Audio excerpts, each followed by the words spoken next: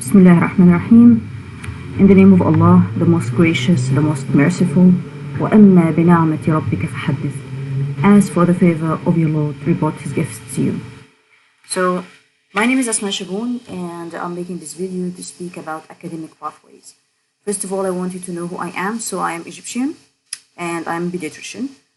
Thanks to God, I believe in God. So, thanks to Allah, my God, I was awarded 2 scholarships, and I read 2 masters at the University of Oxford. The first one in International Health and Tropical Medicine, and the second one was in Public Policy. So, what is this video is about? So, let's go from the start. I'm going to tell you today about how can you study a master or a PhD outside of your home country. I will focus more on the postgraduate studies, but I will also have one slide about the undergrad because both pathways almost are the same. It will be more for the healthcare professionals. However, it suits all the disciplines. So if you are searching for a study on literature, for example, or PhD on any discipline like law, social sciences, political science, anything, it will follow the same steps. I will try to make it for all professionals, but few of the presentation will be for healthcare professionals. So when I have these, if you are not a healthcare professional, you just can skip. So the first one is about the value of a degree that you will take abroad, the master or the PhD. On some countries, like for example, Egypt, the master reflects a clinical degree, okay? Which means if I say I have a master on pediatrics, this means that I have finished my training on pediatrics, and the proof that I have finished my degree is that I have already my master. So it's a clinical degree. Outside, on the abroad, usually they use the word fellowship or membership to reflect that you have finished your training. It's not a master. So if you go outside your country and you say that I have a master, for example, on obstetrics and gynecology, people will look to you and they will think that you have an academic degree. It's not a clinical one. It doesn't mean that you have done a training on that specialty as a doctor. So here I need you to be cautious. Because some people ask me, if I take a master from a different university outside my country, will it replace the master on my country? That question you have to ask to your university. This is number one. I don't think personally that it will replace the master you will do in your home country if the master in your home country was a clinical degree. Again, I don't think so. But it might exchange the master exams. They might say if you have a degree from outside, maybe you don't have to take the master exams. You still have to do the training for it. Maybe you still have to do the thesis for it. We will talk about this more. But I just want you to understand that it is not a clinical degree. If you go abroad to any country to get master or PhD, it's an academic degree. Which means, again, you're not going to the hospitals. You're not going to wear your white coat or put the stethoscope on your shoulder, run to the hospital, treat patients. I don't think you will do that. You will just have classes and you will do some sort of research. So what I'm going to cover today, the steps will be as on the slide. I want you to know the recognition status of the degree you're going to take outside. As I said, is it going to replace the thesis of your master? Is it going to replace the master exams or something like that? And secondly, I'm going to speak what degree you should take, the countries you should apply to, and I need you to understand that the academic pathway is not only one application, it's 2 applications, and you need to check which universities are you going to apply to, and there's some sort of specific scholarship organizations. I'm going to highlight some of them. And then what about the timeline? When should you apply and what should you do on the timeline of your year? If you're going to apply next year or this year, what should you do? And what are the papers that you need to apply with? I mean, like, you need to do a master. What shall I do right now to apply for the master? And most of the countries require a language test. We're going to speak about that. And then you need to revise your application. And then you apply. Few things you have to think about this next. And I'll have some tips at the end. So let's start. So step 1 is about you have to ask. Why do you want to do this degree? Why do you want to do a master? I mean, like, because you don't have this kind of degree in your home? Or do you want to have an international recognition of your degree? That's great. I mean, everyone has his own reason. So you have just to know why do you want to do it.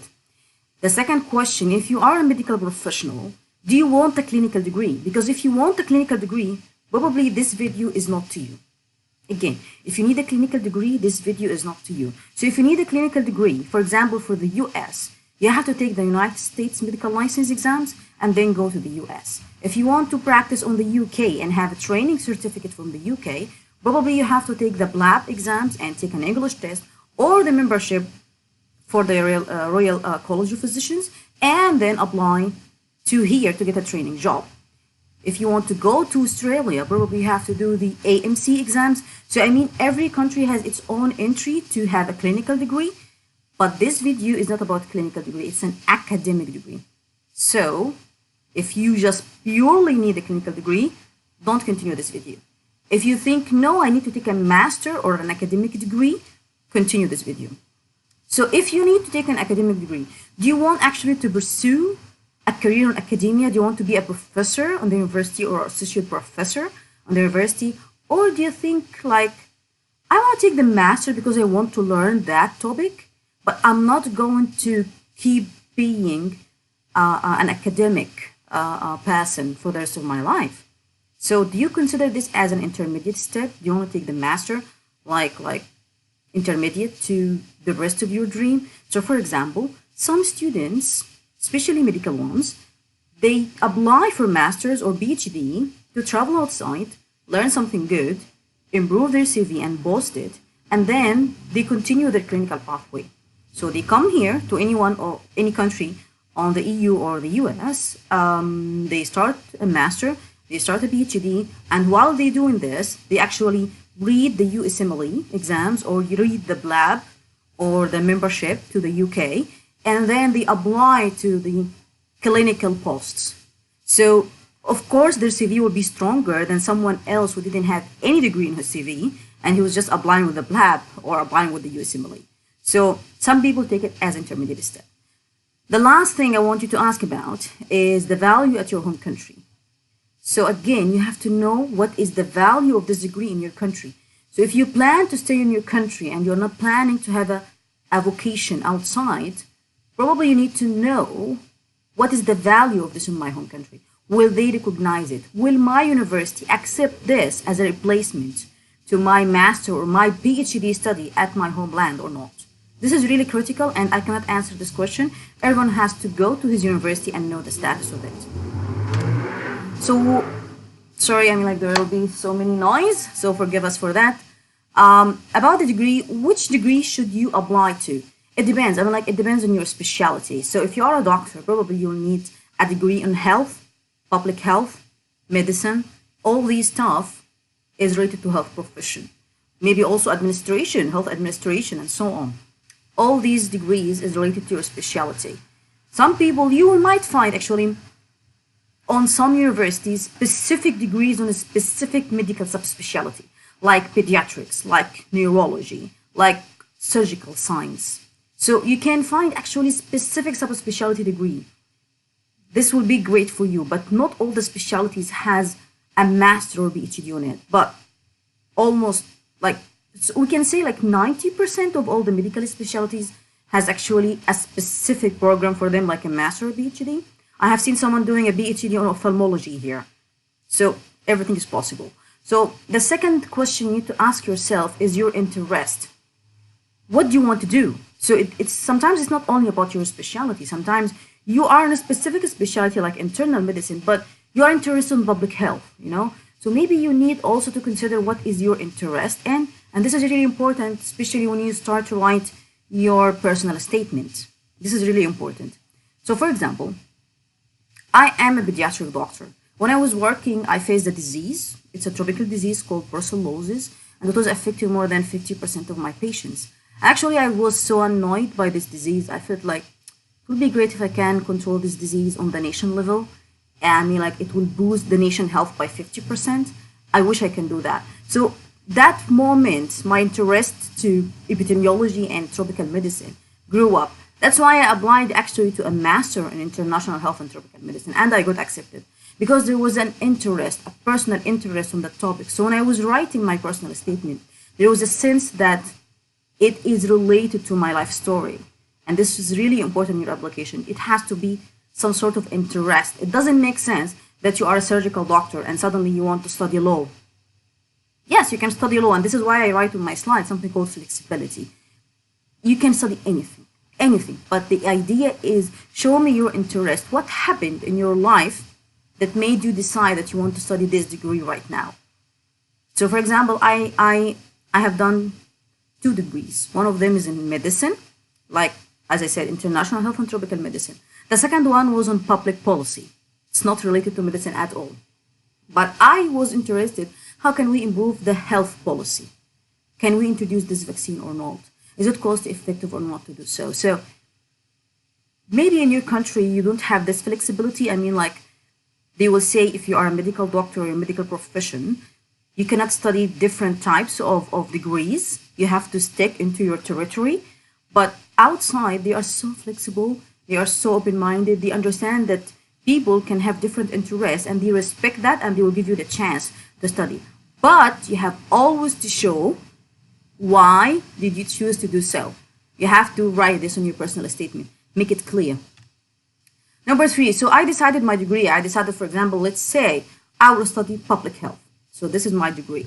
Where shall I apply to? Which country am I planning to go to? So I can like divide countries into 3 categories. We can consider the EU with the UK and the US as a second category and other countries. Why did I do that? Because from my knowledge, the EU requirements for application is different from the US, is different from other countries. So for example, the EU, considering the UK and so many EU countries, they require the IELTS test, a language test called the IELTS, okay, to get into the program. Germany, some courses in Germany are actually in English, others are actually in German.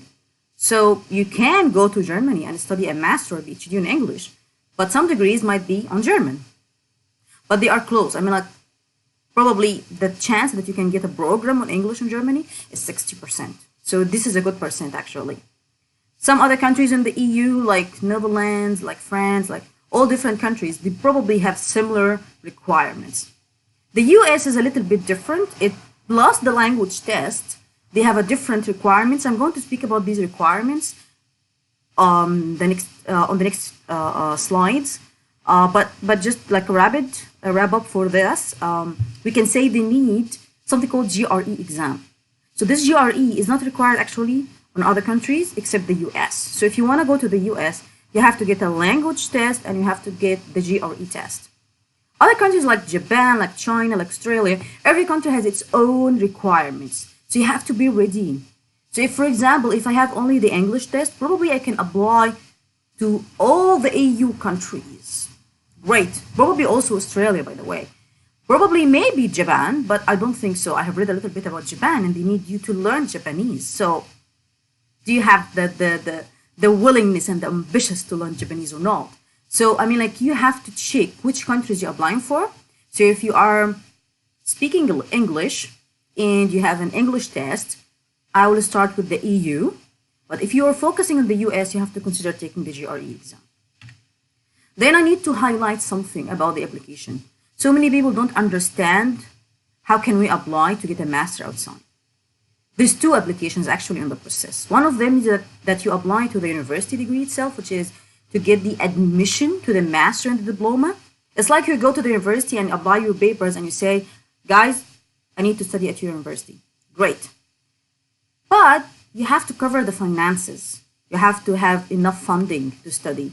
There's tuition fees, there's living fees, you need accommodation, there's a lot of money. I mean, some degrees can cost, on the UK, some degrees cost 60,000 sterling pounds. Some degrees cost 11,000 pounds. So it depends on the degree.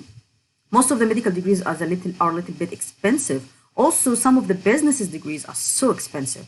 Like, for example, the Master of Business Administration here on the University of Oxford costs around 60,000 sterling pounds. So it's really hard.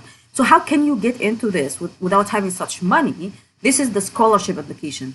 So you can get a scholarship. The scholarship will cover your tuition fees. It will cover, this is if it's, sometimes it's part scholarship and sometimes it's a full scholarship. If it's a part scholarship, it means it will cover part of the cost. Some scholarships will only cover the tuition fees. Others will cover your accommodation or your pocket money to live from. But full scholarship will cover everything. It will cover everything. You will just have to pay the money for the ticket that you will travel to the country.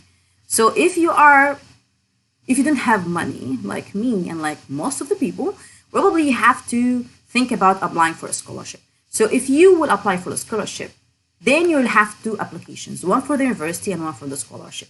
Okay, they are different. That doesn't mean you apply to the university, you're done. If you only apply to the university, be ready to pay everything your own. So this video is about telling you how can you do both, apply for the scholarship and apply to the university. So some facts. First of all, the university application, sometimes it might be, sorry for that, sometimes it might be a condition actually to get a scholarship.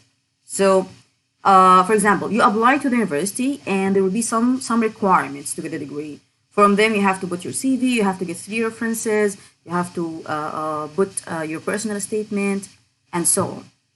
Once you get the application, this application, the letter that you get admitted, this might be needed to get a scholarship. Some scholarship bodies will tell you that we will not award you any money to cover your study until you get a letter of admission. So any university accepted you. If any university accepted you, we will cover your study. We'll give you the money. But other organizations actually can award you the scholarship before even you get the university acceptance. I'm going to speak about these scholarships. I mean, like these scholarship organizations because they are separate. But overall, the university admission letter is very, very important. When you get it, then the scholarship body will release the money to you. So how competitive it is if I apply to university? What is the chance that I might get accepted to a master or PhD degree? Yes, of course, applying to any university, especially if it is a big university, if it's one of the top ranked universities in the world, it will be competitive. Thousands of students apply. True. But it's not as much as competitive as the scholarship application. So the scholarship application, because it's a lot of money and almost all the students apply for it, it's very, very, very, very competitive. So for example, if a course will accept 100 students, we will say like maybe 600 to 1,000 students will apply for it. There will be only 10 scholarships. You can imagine that all the 1,000 who applied will apply to that scholarship. So it's very, very, very competitive to get a scholarship, but it's not impossible. It's not impossible. I got a scholarship, so it's not impossible. I am alive in front of you, and I got a scholarship. And a lot of students get the scholarships, but it's competitive, so you have to be ready for this. So second, we're going to speak about the paperwork. So what do you want to apply for the university? You need a CV, you need a personal statement. I will speak about the statement a little bit on the future. And you need a letter of recommendation from some of your references. For the scholarship application, you will need definitely a personal statement. You have to tell them why you cannot support yourself financially. Why do you need the scholarship? And you will need the university admission letter. You will need that letter to release the money to you. And sometimes they ask for a CV, and sometimes they ask for a bank statement because they will think like you need money. Some bodies of scholarships wants to know that you actually don't have enough money on your account, and some organizations require the statement for the last year, something like that, and some others will require the statement for a specific month of the year. So just in case, I want to tell you that. Let's go for the universities. And here I would love to go further and open the links to show you how can you actually choose a university. I'll always say that you have to choose based on ranking. You don't choose randomly. You choose based on ranking. So if I'm going to open the first one, the Time High Education. So this website, of course, I will share the slides with you guys. So in the future, you can get all the links. So I just opened the website of the higher education. And here I will go to the ranking. Okay. So I will click on the world ranking universities. Great. So if you come here, you will see this is the international ranking of 2019.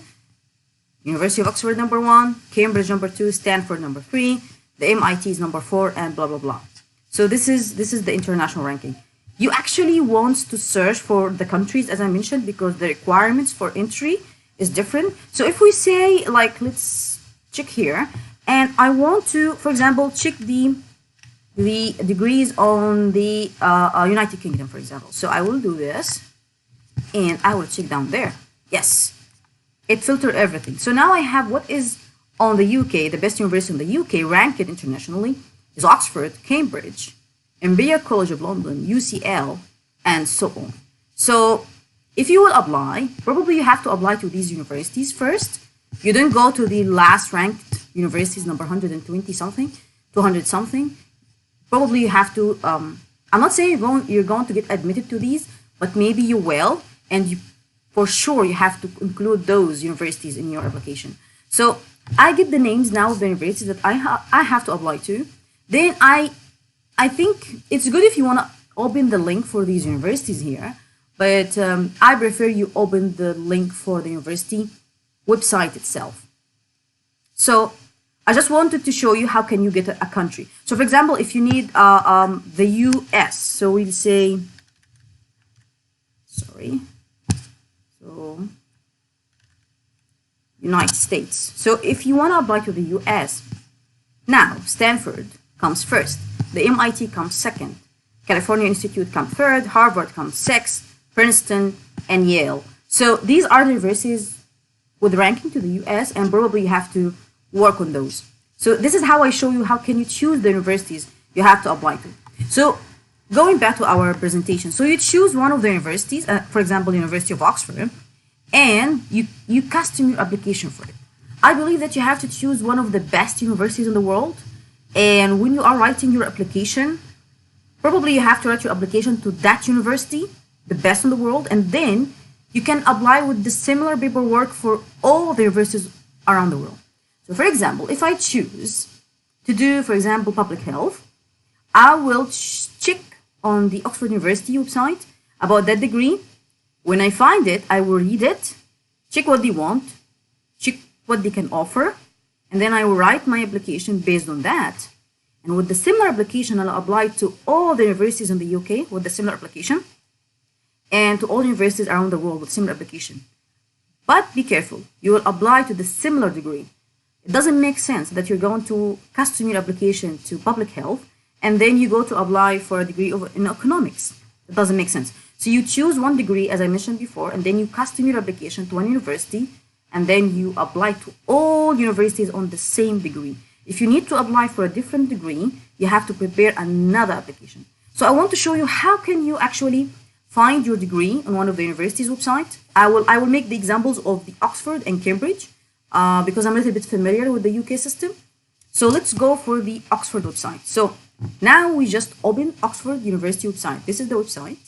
And you want to study a master at University of Oxford. How can you navigate yourself through the website? You go to the admissions, you check here, admissions, and then you find graduate. So click on graduate, then we go here. So now we have the courses, we have the funding and applying and so on. You go to the courses, you need the courses. So you click on the courses. Okay. And then you can actually choose, like, do you need to study full-time or part-time? And do you need it to be a research or a taught course? And then do you need a master? Do you need a diploma? Do you need a doctoral degree? And then the department, do you need medicine, education, economics, all these stuff. So I will actually go down with you to show you the list of degrees you can have from A to Z, like African studies, ancient studies, anthropology, theology, and so on. You can go down and check and see how it goes. If we take medicine, for example, so I will say I need a full-time. I will not be working while doing it. And I need it to be a taught degree, so they will teach me. I'm not alone to do a research.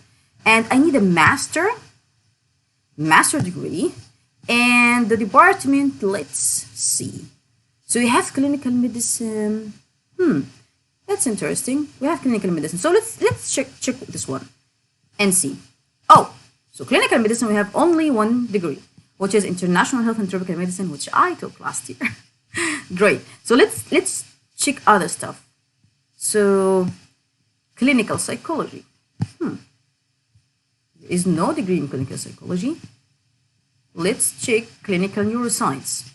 There is no degree, but there is no master. Is there a doctoral degree on that? No. Okay. Oh, by the way, if I say any, okay, and I say any, yes.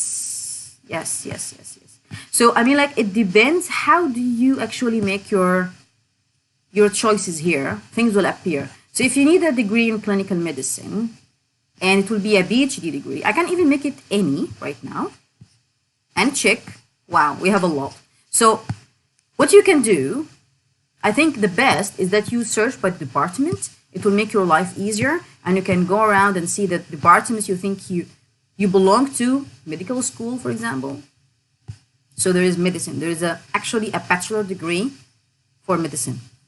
So this is how can you navigate on a website.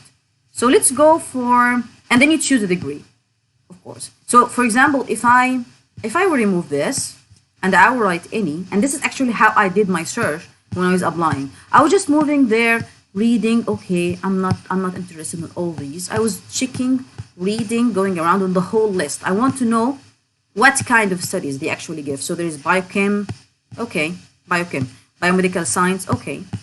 Oh, cardiovascular. So if someone in cardiology, you can get this DPhil. DPhil, by the way, on Oxford, it means the PhD. It means a doctorate degree. And there is degree in biology, chromosomes. Good. So clinical embryology, therapeutic neuroscience, clinical medicine, just medicine. So if someone in internal medicine, he can get this DPhil. Okay, neuroscience again, psychology. I mean, this is what I was doing. I was going down and checking computer science for people on computers, all these stuff. You just go down and check where is your degree that you want to apply to. This is what I was doing actually. So you can keep going down until Egyptology. I love this. And it's about Egypt. You see, I mean, like, these people are really interesting. So anyhow, there's a lot of degrees. You go through them. So I want to show you another website. So if we go to Cambridge website, okay, so this is Cambridge website. So what you do, you need to study at Cambridge. So you cross that, and then you have the graduate, and then you come here, and then search for a course. So there is no clear search. Can we do this? Like just search without entering any name? Yes. So what happens here, they brought us to a similar windows. So we can choose the course name. We can also choose part-time, full-time, similar. And then you can go down and see how things. There's a lot of pages here. So maybe we have to focus. So maybe let's do it a master. Okay. And of course I can enter a keyword like medicine, blah, blah, blah. But I love to see things because maybe there's a degree that I'm interested in, but I don't know that it's there. So I'm going down, yeah, designs and so on. If I write medicine, let's see. Okay, and yes. So here, Health Medicine Society, it's a master. Genomic medicine, wow. Okay, philosophy of medicine, medical science, translational biomedical research. There's few things that I don't even know what they mean. Okay, therapeutic science, primary care research. I mean, like social anthropology, chemistry, and so on. So I mean, like, there is a lot of degrees that you can think of, and you'll find nuclear energy and all these degrees. You can check one of them, just open one of them, and you will find on that page everything you want to know about that degree. So this is how can you navigate in websites. You don't need anyone to do it for you. You can go there and you will find all the data you need to know. It's 12-month full-time, it's 1 to 2 years part-time, and you read about that. And you then go, okay, how they teach, what they do, and then you think like, okay, what are the requirements? What shall I do to apply for this one? Okay, so they need IELTS, okay, and the specific scores they're asking for, and they need some data about the visa and so on. So you check what they want and you learn about it. So that's how can you check a website. So this is what I was hoping for to show you that. So when I show you the websites, there was there's a funding section. Going back to the same website here. So here, for example, this one, when you choose a degree in any university website, there will always be a section for the finance or funding. So they are trying to tell you, how can we help you in funding this degree? So, for example, this one. So I choose MPhil, which is a master on medical science, okay? So the funding opportunities, the metabolic research laboratories have no regular sources of funding to support the MPhil students. Applications can be considered from students with a good prospect of securing their own fund. You have to secure your own fund. So now you have to apply for other opportunities. Or you can actually check the general funding opportunities. And then you can go and see like, okay, what are the funding? How can I apply? Does the requirement suits me? Do I suit the eligibility criteria? Can I get a loan? What are the opportunities of scholarship on this university? That's it. Let's go for a degree, for example, on Oxford University. So I choose this degree, okay? And then let's go and see. So now I open the degree. So the entry requirements still there, what they want, and blah, blah, blah. And then funding. Always there will be a funding. So Oxford is telling you that they have over 1,000 full graduate scholarship. So they have a scholarship for this. And they are telling you how can you apply for this scholarship. And they're telling you the living costs and everything. So every website, every university degree will have their own scholarships. Okay? Okay, great. Let's move on. So next. So I showed you now one pathway to get a scholarship and the websites of the universities themselves, but there is specific organizations which are actually just dedicated to give a scholarship to students who want to study abroad. I classify them as international, so we have some international bodies that give for all the students from all over the world. Some of them are specific to specific regions and by the country of study, and the university specific, those one that I showed you a few minutes ago. Department specific, I'll talk about these later. So let's go now and speak about international. So for example, Erasmus Mundus master program. Let's click and see. I hope it will open. Okay. Yes, it opened. Great. So the EU actually is offering a lot of scholarships for students, and they are trying to make everyone happy. So what can you do is on this website, you can check the country, your country. So if I am from Egypt, for example, I will just click on Egypt. And there's only one program that is covered by that scholarship program for Egyptians. So what about other nationalities? So let's say, for example, you are from Greece. Wow. Oh my God. That's a lot. Okay. So if you are from Greece, you have a lot of scholarships that can cover all these kinds of studies. So you just go to the website and try to find yours and learn more. Okay. Let's try this one. Okay. So here, I actually get this link to show you more details about this joint master program. They're telling you how to apply, what is required, how many, so the maximum they will support you from a year to 2 years. This is important because if you apply to this one and you think about taking a PhD, you have to be aware that this body can cover your cost for 2 years. So if you're going to do a PhD for 3 years, you have to make sure that the third year you have money for it, because they will not cover it. So you have to read things and know, how can I apply? How do I apply? What shall I do online? All these details. So it's there. So the links I put there, they are for you to go through them. So let's try another scholarship program. It's from the US government and it's offered for almost all the countries. There is a specific office in each country for Fulbright. For example, in Egypt also we have a Fulbright organization just for Egyptians. So this is the original website or the main website for all the Fulbrights, and then you can choose the country. So if you go here, the countries. So I am from Egypt. So if I want to know what kind of scholarships Fulbright offer me as Egyptian, I will go to the Middle East or North Africa. Great. And then I will see that, oh, Fulbright has something for Egypt, something for Algeria, something for Morocco, something for Saudi Arabia, Jordan, Oman. Okay, cool. And Emirate.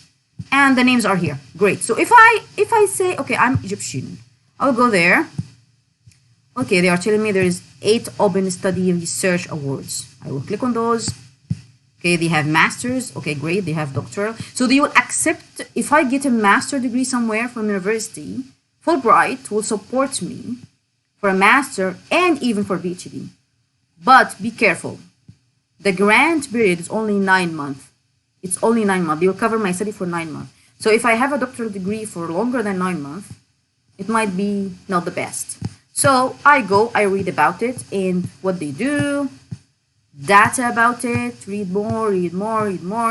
And at the end, you go down and then they will say, yes, Fulbright Commission US Embassy website for Egypt. You see here, it's for Egypt. So if I click here, I will go to the website for the country of my homeland to find data about the research degree from my own country. And I think my internet is not helping, so I need to save time. So let's go back and see. Yeah, let's go back and see. Keep moving. Okay, so some scholarships actually are specific for some regions, like the Commonwealth scholarships. It's only for Commonwealth countries. So I hope the internet will help. Yeah. So okay, great. Fulbright for Egypt, it's opened, and the programs for Egyptians. If you look here, so there's student grants, master, visiting student, Islamic studies, blah blah blah. So I mean, like, you will have scholar grants, postdoc even. There's a lot of things, and Americans can come and study in Egypt. So it's both way. So you can do this for your own country. Let's go for the Commonwealth. The Commonwealth here, you can check the website, and I think, like here, like applicants, if you go, yes, you have to choose a country. So if you go in, only Commonwealth countries. Egypt is not even here. So Egypt is not even here. So it's only for those countries. So if you are one of those countries, so for example, let's say Rwanda. You can choose your country, and then you can see what. Oh, wow, they have a lot. Rwandan are lucky. So you see, they have a lot of scholarships for people from Rwanda. Okay, so this is one of the scholarships. Okay, let's go for another one. So there's some specific scholarships for people from Africa, Caribbean, and Pacific countries. Why I'm opening the websites, I want to show people how to navigate through websites, because I think so many people think it's hard, and sometimes they go to specific bodies to teach them how to do this. I'm trying just to open the way. So for Africa, so this scholarship scheme is on Botswana, Uganda, Ghana, South Africa, Madagascar, Cameroon, Nigeria, Fiji. I mean, these countries have their own scholarships, and they have to click here and go for the website to know more about that. Here, let's go for intra-Africa. So between the African countries themselves, you can go and study. This is another scheme, also supported by the EU. And then you can see more countries. So Kenya, Algeria, Cameroon, South Africa, Morocco, Nigeria, Ethiopia, Senegal, Uganda. So I mean, like, there's a different scheme with the different countries covered on the scheme. Let's go for back. So there's something important that I want to tell you about, which is the specific country of study. So, for example, the UK wants to invite a lot of students from the international bodies to come and study on their country. So they are offering scholarships. So there is an organization called Chevening. Chevening is actually a scholarship offering organization from the UK government. So the UK trying to attract students. So this is the website of Chevening, and you just have to write where are you from. So I am from Egypt, for example, and then I will do this, and I need a scholarship. Yes, I need a scholarship. It's not a fellowship. And then I will do search and see if there's something. Oh, wow, yes. So Chevening in Egypt, we are covered with this scheme. So I can apply for Chevening, okay? So Chevening is a UK blah, blah, blah, and still in me. It's now closed, but they will open in August. So I learn more, I know about them, and find more about that. So that's one of the bodies. Okay. Holland, Netherlands. They also try to invite people to study on their country. So they have their own website to introduce you to different scholarships that can cover you. So you can find a degree actually on Netherlands, and you can find a scholarship to cover your degree. So you can find a scholarship. You search for it. You can search for it. I am a bachelor student. I am a master student. I want to find the scholarship for this on the field of, and then I choose the field, mathematics, nature, social science, and I can actually choose by my nationality. So if I go here and they say, oh my God, they have 53, oh my God, this is good. They have 53 scholarship for Egyptians. Egyptians will love this, seriously. So they have A1 transport scholarship, and it can cover bachelor, master, PhD, oh my God, and all these fields. So you just go on and check those amazing scholarships. So there is a lot of opportunities, but the problem that people don't know about them. So if you want to study in the Netherlands, probably you have to come to this website and learn more about it. Great. Then I told you about the university specific, which we already explored when we spoke about University of Oxford and Cambridge through each program website. I remember something. So when I was speaking about Oxford and so on, I also want to show you something. So for example, Erasmus. Yes, Erasmus University of Rotterdam. This is what I want to show you. So if you open this is a university in the Netherlands, and if you go through the website, for example, I want to study a master on the Netherlands on the Erasmus University of Rotterdam. I will click, and then I can write the name of the master, which I don't like. I like to go overview of all the programs, and then I go, and then here we go to the filter. So I need degree only on English, because I'm not going to study on Dutch. Okay, and I need it to be a full-time. Okay, so they are filtering right now. Do I choose a specific country, a specific college or faculty? I'm not. Discipline, oh yeah. So I need something on health. Yeah, on health. I'm a doctor. Okay, so we have health science. We have 2 degrees on health science. 1 for a year and 1 for 2 years. Good. Okay, I need also, maybe I also want to check political science. Okay, development studies. There is a degree in development study. Cool. Maybe also I want to check about economics. Okay, culture, economics, entrepreneurship. Okay, so if I choose this one, for example, okay, great. And then I go to learn more about this program. What is this program? Details of the program, fact sheet of the program, and so on. Here, there is an amazing thing. If you look here, you will see like fees, admission, application. You have to go into the program, the fees and finance. They will talk about scholarship, fees, cost of living, and then they will tell you grants and scholarships. This is specific particular study is covered by, wow, all these scholarships cover the studies. Of course, some of them for non-EEA, some of them only for Chinese, some of them only for Indonesian, some of them are for Americans, Mexican, Russian, blah, blah, blah. But you still have things that are for everyone. Erasmus Trust Funds, Excellence Scholarship, okay, Netherlands Fellowship Scholarship, and all these stuff. And also you can ask about these. So there is a lot. And there's another scholarship here. So I mean, like, you open the website, you open the program file, and you will find the scholarship that cover that program. So that was the university specific. There is something called department specific, and this is the kind of scholarship that I was awarded, which is I applied to the university, scholarship schemes. However, I didn't get one of those. The department, while reviewing your file, find your file very competitive. They might actually sponsor you fully, because each department has their own scholarship. So for example, if I am a drug company, I'm a big drug company, I want to give money and charity work, I will give the money to the departments of big universities to cover the study of some international students, especially for the developing nations.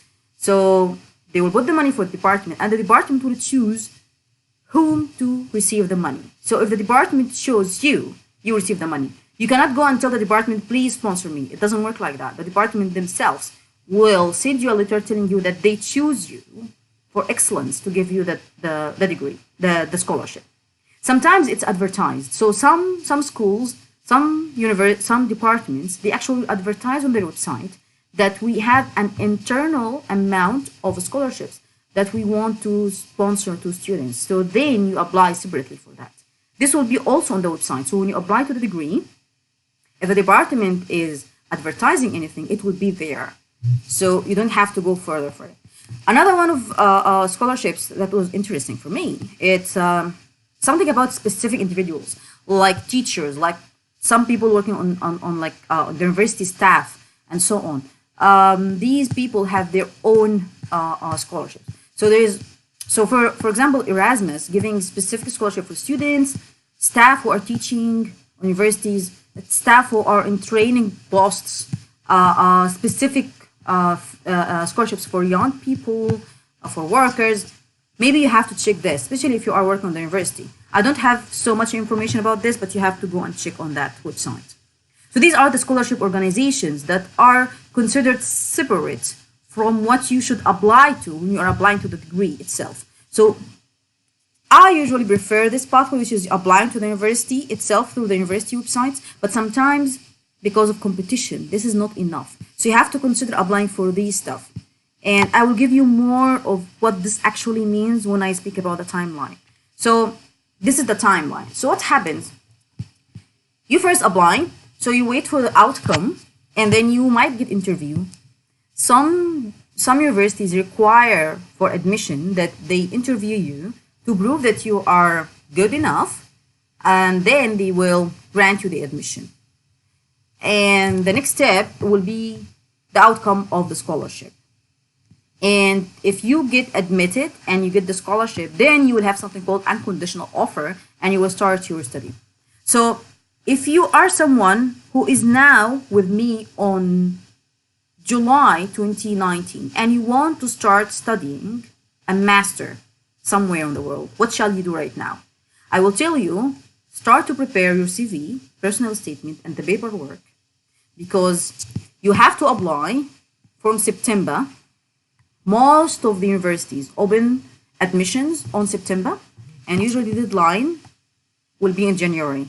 Some deadline will be further than January. However, if you are applying to a scholarship within the university, most of them had a deadline of Jan. So if you cross Jan, you are telling them that you are going to cover your own expenses. You're not applying actually for a scholarship. Okay, so you apply. You apply to what? As we said before, you apply to the university and you apply to the scholarship organizations bodies. So you go to the university website, apply for the university admission, and you go to these, all, whatever suits you from those, and try to apply for it. On September, and some organization like Chevening, for example, Chevening open in August, okay? So you apply for those, you apply to the university, and you wait for the outcome. So when the outcome will be released? Usually the outcome of your application, if you were accepted to study the master or the PhD, will be released, sent to you through email on February or March. So we are now in July. I will prepare my CV and I will apply in September or October, and then I will wait until February. I will receive an email. They will tell me, congratulations, you have been admitted to the University of Oxford, for example. But we need to interview you as a part of the admission. So if there was an interview, not all the degrees has an interview, okay? Some of them has, some don't. So if you have an interview, probably it will be in February to March. They just want to see your personal skills. Can you actually speak well? Can you present yourself in a good way, and so on? And then, if you apply to a scholarship within the university, the outcome in the university will be released from May to June. Okay, from May to June. But if you were applying through organizations like Chevening, like all these organizations, probably the outcome will be released in December and January. They will let you know that we accepted you, you have been shortlisted. Why they say shortlisted? Because they will not release the money until you send them the admission letter. So for example, I applied for Chevening that I need to have money to study a master somewhere at any university. So Chevening has its own process. I have to apply papers there. I have to do everything. And then if they accepted me, they find my paper are good, they will tell me you have been shortlisted. You're lucky. We're going to give you the money once you have been admitted to any university within the UK, because the Chevening cover only the UK. So when I get my letter, the outcome, when I get my letter of admission in February or March and I'm done, I then will send the letter of admission to these organizations. I will send it to Chevening. Then the Chevening will send the letter with the money to the university telling them that they are sponsoring me. So I don't have to pay anything. Okay? And then I will get something called unconditional offer. Why? Because when I get here, when I get this admission, this is called conditional offer. What is conditional offer? It means it's offer, but it's still not finalized one. There is still some conditions. In Arabic, you call it shurut. If you pass these conditions, then your admission is complete. So for example, they might admit you even if you don't have enough money, even if you don't have the scholarship letter yet. But before the end of June, you have to show them that you have everything done. So if I didn't show them my financial declaration, I didn't show them if I'm going to cover my own expenses, I have to show them my bank account that contain all the money with the tuition fees and everything. So if I have that, I have to show them this bank statement before the end of June. Okay? But if I am, for example, have a scholarship, I was applying for a scholarship, and the scholarship didn't reply to me, I have to keep following the scholarship body because I have to send my financial declaration before the end of June. If everything was done and I sent all my letters, everything was done, then I get something called unconditional offer, and this means now I can apply to the visa. Now I can apply to the visa of that country. If I'm coming to the UK, now I can apply to the student visa to travel to the UK. But before this, probably you will not get the visa. You have to get unconditional offer because this means you are literally ready to start your study. And when you start your study, it will be in September. So if I am now wants to study something, probably I will start it next year, not this year. So the application take timeline from September to September. But all the work happens actually from September to January, which is in this phase. Because everything happened here. Here you apply to the university, here you apply to the scholarship. Everything else is just like tracking your papers and following up what happened. So now let's speak about preparing your paper. So I'm now willing to start my application and I want to go for it. So I will finish my CV, have a good CV. And the most important paper of all those is the personal statement. So you have to tell them, why did you choose this program? Why this university? Why at this point of your time you decided that you need to study this particular program? So you have to be very, very specific, very clear, and to show interest. On the future, with God will, I might make another video about how can you write a statement that actually reflects your interest, because it's another story and it will take more time, and I think already our video is long enough. So yeah, let's move on and maybe we can speak about this on future videos. So you prepare your CV personal statement. Some courses will require a sample from a written work you have done. So yeah, I mean, like Egyptians, we don't have any written work in English, except if you have published something. But if they require, you have to write something academic, okay? And you have to know how to do that. So maybe on the future also I can make a video about this. If you're applying for a PhD, but oh, by the way, I need just to clear up. Not all the programs will ask for a written work. Not all the programs. Most of the programs will not ask for it. So you just CV personal statement. So this one is not an obligatory. It depends on the program. So if you're applying for a PhD, 100% they will ask for a research proposal. What you want your PhD to be about, in which topic, in which area specifically, okay? And then you have to apply with 3 letters of recommendation. So you go to your professors you trust and you ask them to upload a letter for you, and you need at least 3 references to upload a letter for you. Then they might ask for a language test. Most of the EU countries will ask for IELTS. The US will ask for TOEFL, and what band they ask for. This actually depends on the university. So a university like Oxford, they require a very high band. So if we go back here, yeah. and I choose like that. And then, so let's see this one. And then I come here and then entry requirements, academic ability, supporting document publication, English language requirements. So they require English test. And then I click here, proficiency in English. And then I will find the big page about what they actually require. So Oxford required IELTS academic, and it requires, oh, by the way, there's 2 score levels. And before I click to check this one, go back. They were writing here, where is it? About the course, back, sorry for this guys, but just to clear things up. So here when I was reading, applicants whose first language is not English are usually required to provide evidence of proficiency in English at the higher level. Again, higher level. So when I click here, and then I go to the table, they require this one for this course, a higher level. So it's academic IELTS, and they require 7.5 overall band and minimum 7 per component. I think other programs, like for example, like Erasmus, let's check what they require. Application, admission. Okay. So essential qualification. Okay, so yeah, so you don't need to provide further evidence of English proficiency if you have a Dutch, blah, blah, blah, international bachelor degree on English, European bachelor, graduate academic program taught entirely English.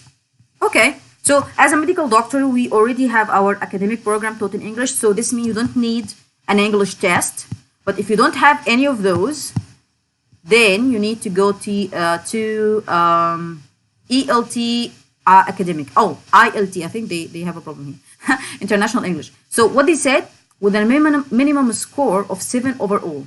So if I click here, and then, okay, they are showing us to the IELTS test. So what they want is a little bit lower score than what is required for Oxford.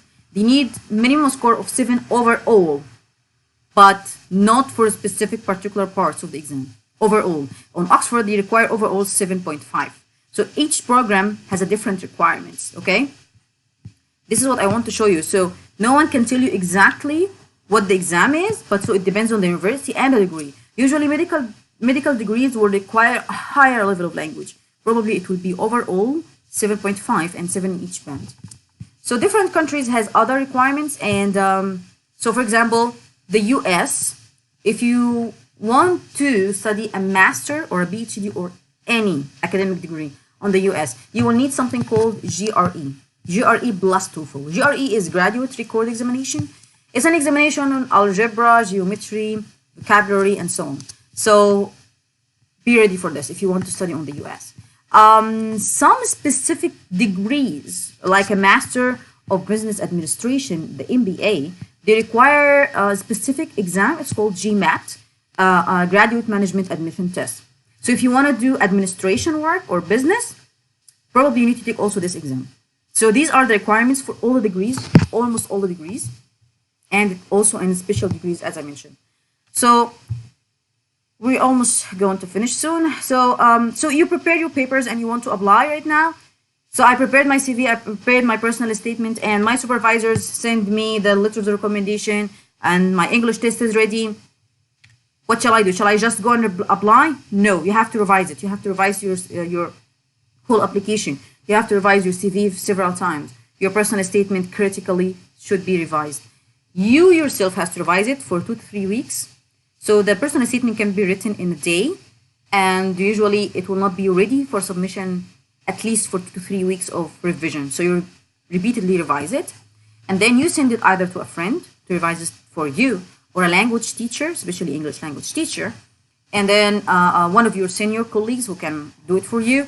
Sometimes there are some online services who actually do that for you, and some of them, they write the personal statement for you. I do not recommend these websites because it will never, ever, ever be personalized to you. So If I read an authentic personal statement from someone, I can say this is their personal statement. And if I see something generic from a website, I can say this is generic and it will not interest me. So you're actually losing by doing so. But you might say that I don't have a friend, I don't have a language teacher, I don't have anyone to revise my personal statement for me. Then you can ask for online services just to revise, not to fully write something for you. Okay? So then you start to apply. As I mentioned, the time of application, it is from September to January from each year. But some courses are different. Some courses you apply after that. Some courses open actually on May. So it depends. But you have to be ready by September. This is the season for the scholarship applications. And then I will mention that, okay, I applied. So from January to June, you are just waiting and tracking. Waiting for email if you get accepted or not, waiting for the scholarship body to see if you're accepted or not, and so on. And you are tracking your application. And if you received your scholarship letter, you have to forward it to your department so that they will know that you are done with your financial declaration and so on. So also, if they told you, we admitted you, but we are waiting for you to get an interview, or we need to interview you, if it's a requirement, so you have to wait for the interview and you have to practice for it. Don't just go to the interview like, okay, I have an interview today with Oxford University, and you didn't do anything. No, an interview requires a practice. You have to practice and learn how to do it. And then you have also to wait for the outcome of the scholarship. So if you applied for a specific body scholarship, as I mentioned, probably you have applied in September, October, November, and the result will be released on January, February, okay? And after you get admitted, you will send the letter to these bodies, you're done. Sometimes if you didn't apply to these bodies and you apply to the university, you will hear from the university scholarship bodies by May, deadline May, maximum June. So be ready for that. So what if I was not awarded a scholarship and I was approaching June, because before end of June, I have to tell them I am ready to get my unconditional offer. I have to show them my financial declaration that I can cover my study, the cost of my study and my living. So if I didn't get the scholarship, what should I do? If I were you, I will send an email to the department and ask them for guidance, or the university. Sometimes the university website say contact us for any query. So you can send them an email, tell them, I hope my email finds you well. My name is blah, blah, blah. I applied to your program and I was admitted. It was an honor that I was admitted. However, I applied for many scholarships. I didn't get any scholarship. And I will really value your advice and guidance of what should be my next step to secure finances, because I cannot finance myself. Something like that, and see what will happen. To do that, they might actually guide you to do something. Also, at last, you have to submit your English test results, which is the IELTS test. That's if you did not already done so. Why did I say that? Because the University of Oxford, for example, they allow you to apply with your CV, personal statement, letter of recommendation, without the result of the English test, the IELTS test. So you can apply by January deadline without having the English test. But if you get admitted, you have to submit your English test results before the end of June, again, to get your unconditional offer, okay? So this is like more flexible. Oxford is flexible about this English test. Some universities, especially the Netherlands, from my own experience, they require that you have already the English test results before they can check your application. So before the deadline of January, you have to apply with the English test. There's something also I need to clear up. When I was reading on Erasmus University website, some universities accept something called a waiver paper. So you go to your college, especially if your study was in English, and the college has to write a letter, an official letter, saying that your whole study has been in English, and you have to get the university seal on that paper. And then you can send that letter to the university asking them to actually waive you from, or exempt you from taking the IELTS, because you have been studying in English your whole life. And sometimes this can get accepted. So this will make you seriously not worried about the IELTS, but it doesn't always work. So keep it as a last resort. This is my advice. So what's next? All you have to do is to pray. If you apply, you have to pray and stay optimistic, of course. I mean, like, everything is in God's hand, and whatever is in God's hands is in good hands. This is what I believe in. And then you have to keep working in your plan A of your life. What does this mean? I will mention this on my tips. But seriously, this pathway, it has to be plan B, not plan A. Okay? Because it is not 100% sure pathway. You can do everything and you cannot get the scholarship. So you cannot wait. I mean, like, you cannot wait for a full year and possibly not get it. So you have to get a plan A, and then keep this as a backup plan. So let's go for the undergraduate degrees. Some people want actually to study medicine outside, study bachelor degree itself outside. Everything I have mentioned on this video is similar steps. Everything from zero scratch. But the entry point on the university website is a little bit different. That's all. But everything else is completely similar. So if we go here, for example, for Oxford University website, and I come here, the only difference from what I have said, that I have to come here and click undergraduate. That's it. And then when I come here, I will see, yeah. Okay, so we have course finder and we have courses here. Okay, let's see courses. Okay, so course finder again. Okay, A to Z courses. Yeah, I want to A to Z courses. And then I will go A to Z. Okay, biochemistry, biology, biomedical science. Okay, this is good. So where is medicine? Okay, yes. So we have medicine, and we have medicine graduate entry. What's the difference? Let's see. So I'll open this one, and I'll open this one too. So let's go. So this is medicine. Yeah, looks like medicine. So the duration of a study is 6 years overall, and I have to. So they are saying what they teach, what they do, and blah blah blah. And then what really matters is the admission. So what they require for you to get a bachelor degree of medicine on the Oxford University are these. So you have to check those and make sure you understand everything here. Okay, so this is regular medicine. This is what we all have in our country, which is 6 years medicine and 1 year internship. Great job. What about the other one, which is graduate degree? So, okay. So this is duration only of 4 years. Okay. About graduate entry. This is called accelerated medicine course. Okay. So people now can study medicine on only 4 years. Great. So let's see the admission requirements, because this part Egyptians will love it. Because you have to get a first degree. It doesn't mean you can study medicine for 4 years just after your secondary school. No. This course is open only to graduates in applied and experimental science, including bioscience, chemistry, experimental physics, and engineering. There is a list of courses that are typically accepted.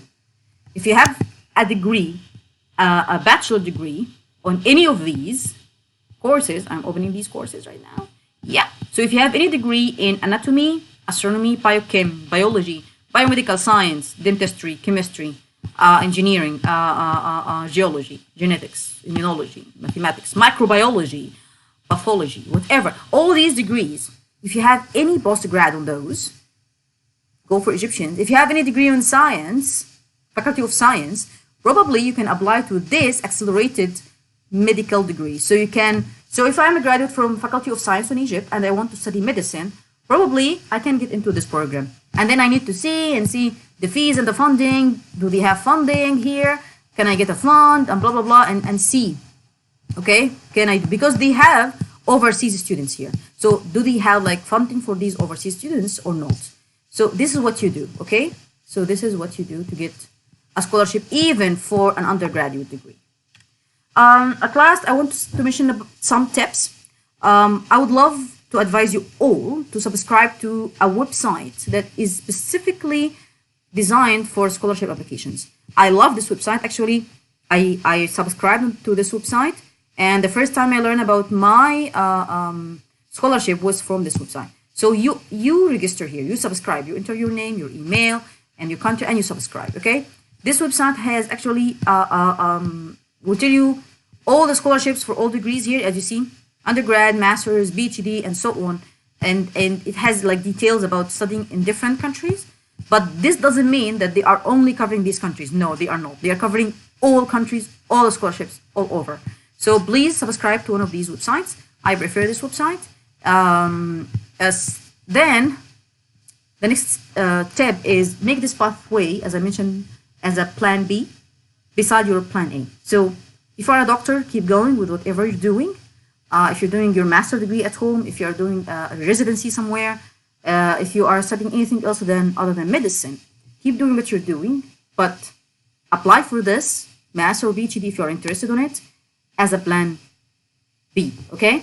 So another tip, I will advise you to apply only for one program per one university. So there's a big debate about this. I mean, like, if I want to study at Oxford University, can I apply for a degree on medicine and public health and economics and history and law, all of them together, 5 degrees together? I will not advise that. Some people say yes, you can, but I will say no. It will signal something. It will signal something to the university admission office that you are not serious about anything. I mean, like someone who wants to study medicine and study public health and study law and study on the same year, you're kidding. You must be kidding. So I will advise you to choose only one program and apply to that program at that university. So if you decided that I want to study public health, for example, I will go to the Oxford University and I apply only to public health. And then I go to Cambridge, also public health, and so on. But if I need to apply to 2 programs, so I will choose one of the programs to Oxford University. I want to study, for example, public health. So I will apply to public health on Oxford University. But I also want to study law. Okay, what I will do, I will apply to law on Cambridge University, not on Oxford, not both programs on Oxford, one in each university, so that when I speak to the university admission, I'm very clear that I'm very specific about what I want to study. So this is my own advice. You will find other people who advise like, no problem, just apply to whatever you want, but that's my own advice. Then I want you to expect rejections. Please expect rejections. Doesn't mean you are bad, but this is how things work. Sometimes even no one will send you any reply. You will just apply and then no reply. Some people will ask how many universities shall I apply to. Everyone is different. One of my friends told me before I get my scholarship, my first scholarship here, told me I have probably to apply to 50 to 70 program to be sure that I might get a scholarship to cover my study. And she told me that getting admission to the university is very easy, but getting the scholarship is really hard. And she's right. She's totally right. But about the number of the programs, I will say average of 25 to 30 programs, at least 25 to 30 universities. It might be the good idea, the best idea that you can like think like I'm so likely to have something this year. But less than that, probably it might not work. Okay. So I also need to emphasize admission to the university is totally different from being awarded a scholarship. Because some people, I met someone who applied to university and they thought like, that's it. And if the university accepts us, we will have the scholarship already and they will cover our study. This doesn't work. Even in your home country, when you apply to university, you go to pay tuition fees. Okay. So it doesn't work like that. The university will require money. So you have to apply for the university and you have to apply to a scholarship. So be ready for that. Apply for both. Of course, be optimistic, but be realistic because you might get the admission for the university. You might get the letter of admission of the university. Be happy about that, but just control your emotions. You still have to wait for the scholarship letter. Pray for God and wait for it. Of course, God will not let you down. Just keep going forward. So if you are awarded a scholarship, this is when you say, yes, I have done it. Alhamdulillah in Arabic. Thank you, God, for this help. And then you have to start your next step in your life, which is help others to do that and get what you have got. I think you have to thank God by doing, not only saying the word, and by doing, which means teaching others how can they get what you got. So please teach others, help others, respect others. I believe in knowledge sharing, and that's why I made the video. I hope you like the video, and at the end, I want to say thank you very much. Please send me any question. Write your questions on the comments. I will try my best to answer your questions. And probably I will make another video later to answer questions. Let's see how it goes. Thank you so much for your time, and probably see you later. Bye-bye.